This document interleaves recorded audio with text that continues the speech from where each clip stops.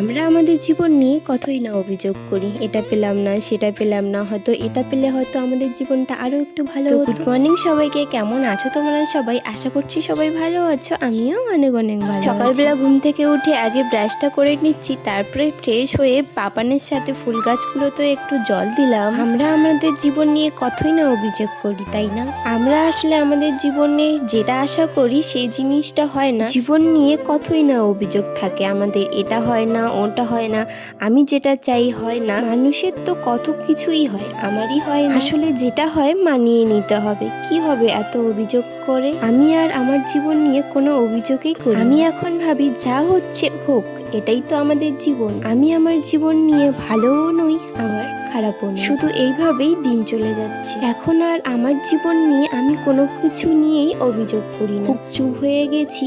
এখন যা হচ্ছে, সত্যি কথা বলতে আমরা যদি প্রত্যেকেই আমাদের জীবনে যা হচ্ছে মেনে নিতে শিখি, তাহলে দেখবে জীবনটা অনেক সুন্দর। তোমাদের সাথে অনেকগুলো কথাই শেয়ার করে। তো দুপুরবেলা রান্নাবান্না সব করে খাওয়া দাওয়া কমপ্লিট করে সন্ধ্যাবেলা একটু আজকেও আমি পাস্তা বানাতে বসেছি, কারণ আগের দিনে পাস্তাটা আমার অতটাও ভালো লাগে, কিন্তু আজকে যে আমি পাস্তাটা বানিয়েছি ওটা খুবই টেস্ট হয়েছিল খেতে, আমার তো ভীষণ ভালো লেগেছিল। কিন্তু তোমরা কি জানো, আমার সন্ধ্যাবেলা হলে ফাস্টফুড খেতে ইচ্ছা করে, আর বাইরের খাবার খেলে পেটে ব্যথা করে। তাই আমি এখন যদি আমার খেতে ইচ্ছা করে আমি বাড়িতে বানিয়ে খাই। এখন চলো তোমাদের কিছু কমেন্ট পড়া যাক। তো একজন কমেন্টে লিখেছে, নমস্কার, আমি বাংলাদেশ দিনাজপুর জেলা থেকে দেখছি, আর তোমার ভিডিওগুলো অনেক ভালো লাগে।